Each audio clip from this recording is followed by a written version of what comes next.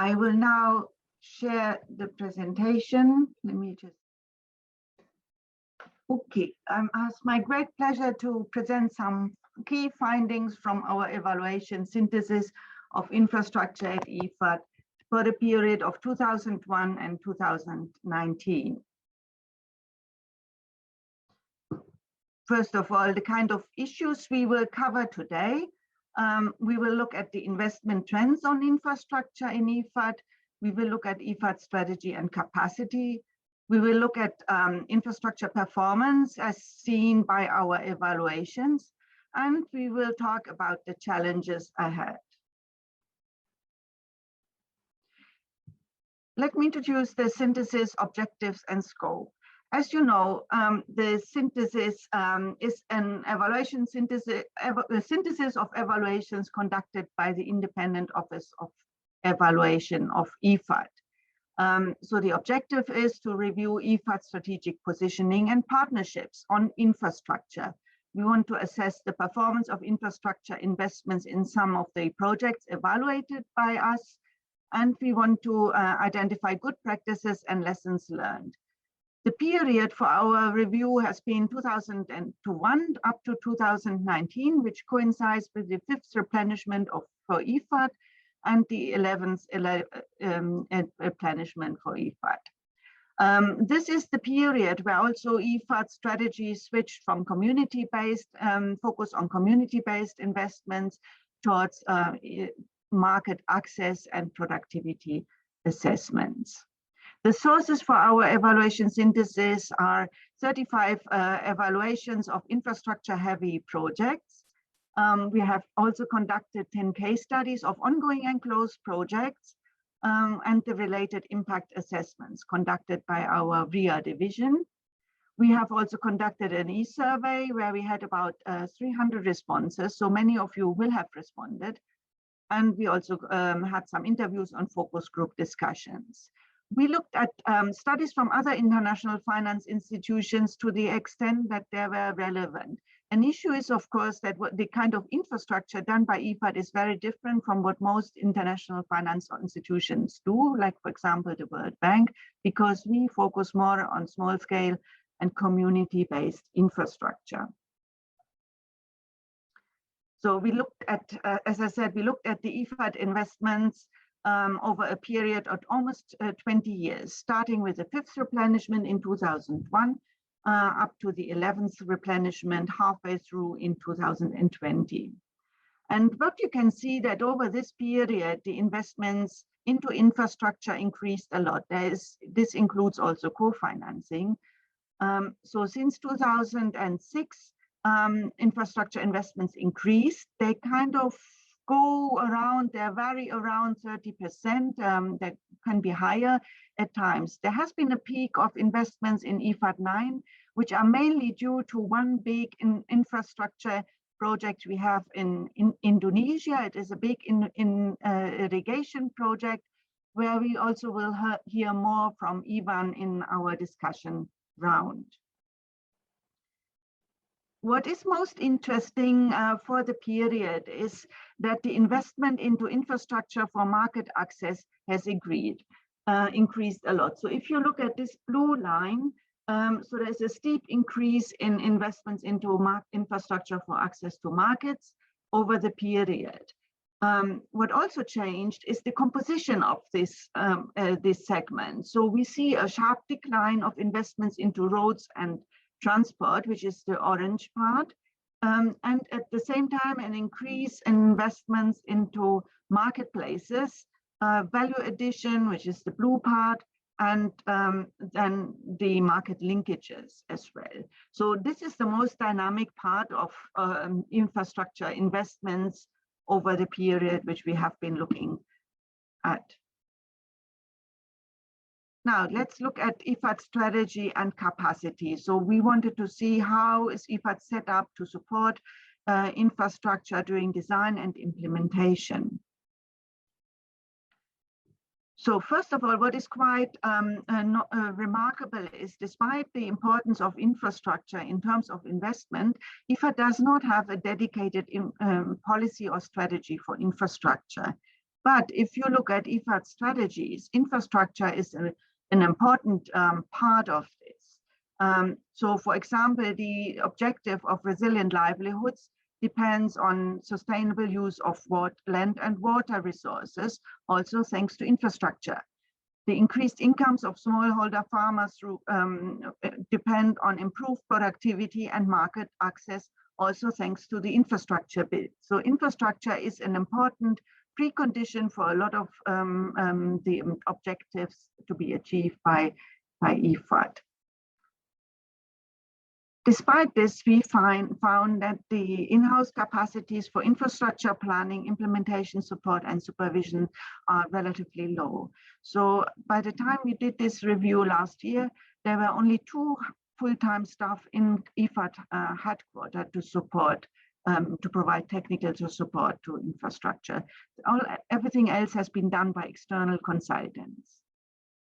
There are also relatively weak data systems for infrastructure, M&E, and follow-up. So if you look at the corporate data systems, it's very difficult to find out what type of infrastructure did we actually support and where, and who co-financed it, and what were the results, of course, from it. So it's not these investments are not very well tracked. We also find that the application of environmental and social safeguards is far less stringent than in other international organizations. Yet we think that the rights of smallholder farmers, the poorest groups, and indigenous peoples need to be protected also in infrastructure projects. For example, land is an important aspect, and there's an issue coming up in almost every infrastructure project. So we have some of our panelists will talk more about this later. IFAD mainly finances community-based and last-mile infrastructure. For everything else, it depends on the collaboration with others to provide larger infrastructure. For example, roads, IFAD may do the final last leg, but the main road network may be co-financed by someone like African Development Bank or World Bank. Same for irrigation. So IFAD, there is a typical division of labor where IFAD focuses on community-based and last-mile infrastructure. Now, as I said, we looked at the performance of infrastructure as evaluated in our office. So we had a sample of 35 projects we had identified because they had more than 30% of their budget allocated to infrastructure, and had a project evaluation done by our office.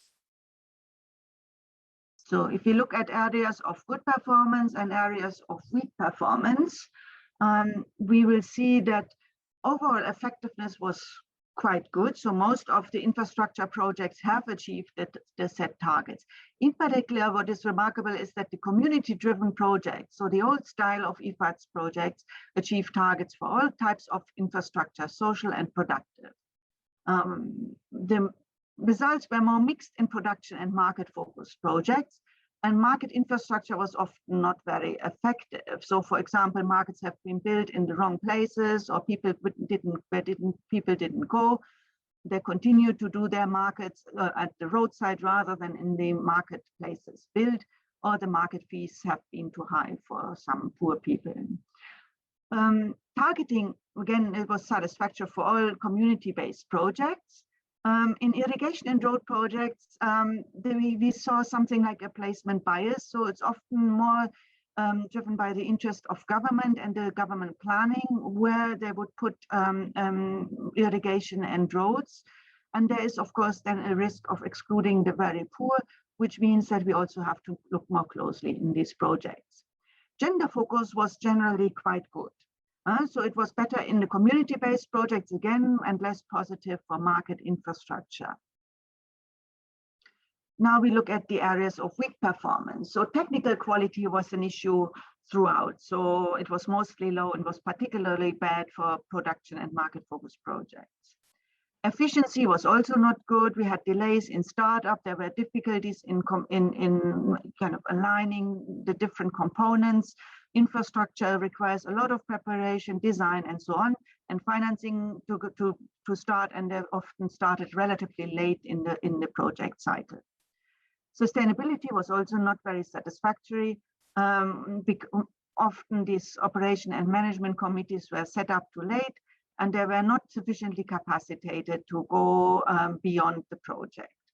Government partners, there was also an issue with the technical capacities for supervision and coordination. I will talk about some of these in more detail in the following. So first of all, the good focus on poor people. So we saw that the majority of projects had good focus on poor people. However, what I would like to say here is we only had the information for part of the project. So there is a big data gap to see where are actually our projects going and who benefits from these projects. So there's only a small share of projects which had data on it. This relates to the data gap which I highlighted before. Now, focus on women. Generally good, very good actually.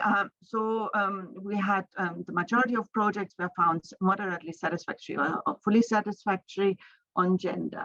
What is quite interesting, if we look at the satisfactory compared to the unsatisfactory projects, that the mix of activities is quite different. So we look at the different infrastructure activities and compare them with the unsatisfactory projects. So for example, we find drinking water in both types of performance projects, but then here we see quite some difference. So we have in the satisfactory projects, we have more energy, we have social infrastructure, we have livestock and fishery. Irrigation, again, it's quite similar in both parts. In the unsatisfactory projects, on the other hand, we have a much higher share of post-harvest and value addition infrastructure and transport and marketplaces. This supports what I said earlier on the relatively poor performance of these projects on gender. Now, the poor technical quality, which I explained before. So we looked at it again according to activities, infrastructure activities. So if you compare that, for example, transport and irrigation, which have most of the infrastructure investments, they have quite high shares of unsatisfactory ratings. So if you see on balance the satisfactory and the unsatisfactory, it's quite unfavorable for irrigation. It's bad for value addition. Sustainable land management is slightly better. Again, marketplaces, roads, it's 50-50 almost what we see. So there is a lot, that needs to be done to improve the technical quality. We also see poor technical quality in some of the social infrastructure, which has been implemented in the community-based manner, sometimes also because of the insufficient technical guidance. Then we come to sustainability. Again, we see that only the small segment of all projects reviewed was satisfactory. Again, looking at it according to the activities, we see irrigation, is quite bad. Even if you look at it on balance, it is very bad. Water is also doesn't look too good. We have only here the post-harvest. Post-harvest seems to be doing slightly better because also there's probably some income generated from it. But for all of us, for all other activities, we have, both very unsustainable and sustainable activities. Now, if we want to improve the sustainability, we need to look at how it is being governed and administered, what we often call the soft infrastructure or the governance arrangements for infrastructure. So first of all, the decentralized governance arrangements is what we typically find in these community projects. And there we have a participatory approach used, which improves ownership and sustainability in principle. User group, but many of the user groups have insufficient capacities and funds for operation and maintenance beyond the project, once the project has closed. So it depends a lot on the local government's ability to raise the funds to maintain the infrastructure. And this is where, you know, it becomes difficult. Private sector participation, we didn't see it in a lot of projects we looked at, but of course, it is there and important for market and value-added infrastructure. It requires functioning farmers, organizations, cooperatives, and enterprises, of course. The user fees are good for sustainability, but they may also create barriers for poor and for women. And then we have, you know, what we find typically for watershed infrastructure, the intercommunity governance arrangements. So it could be kind of bigger groups or associations, or, you know, watershed associations. They're very participatory, but they require a lot of awareness raising capacities and also technical knowledge to maintain the infrastructure. And sometimes we have an issue of diverging interests which have to be mediated. If we look now at these government arrangements across, you know, these types which we found in our sample, so it's basically these five models, or, you know, kind of types of arrangements we found. We put them on two axes. One is the inclusive, more inclusive, and here we have the more government co-funded or private sector then in transition funded arrangements. So first of all, in the decentralized local government, I said here works typically relatively well for markets, irrigation, schools, and clinics. We have then the fully decentralized infrastructure, which could be something like drinking water or biogas, which is then managed by households. We have the intercommunity governance arrangements, which is typically the stakeholder-based natural resource management, which works well in some places and some cases. And here we have what I mentioned, this hybrid governance arrangements, including the private sector for productive and market infrastructure managed by cooperatives, farmers, and associations. We also have infrastructure which simply works better if done together with the central government and users, for example, irrigation, roads, and energy. So this is what we saw in a sample. It doesn't mean, I mean, there are many more forms. It doesn't mean that there are only these five. It's a kind of rough classification. What I want to say is this is where the soft infrastructure challenge for IFAD lies. It's basically in this corridor. So the households, they can take care often of the infrastructure. Government, central government is what is typically done by, you know, the bigger financing organization institutions like World Bank and African Development Bank.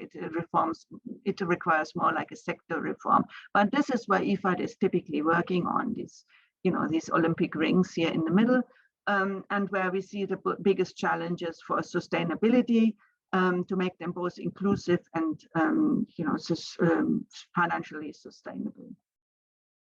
Now I come to the challenges ahead.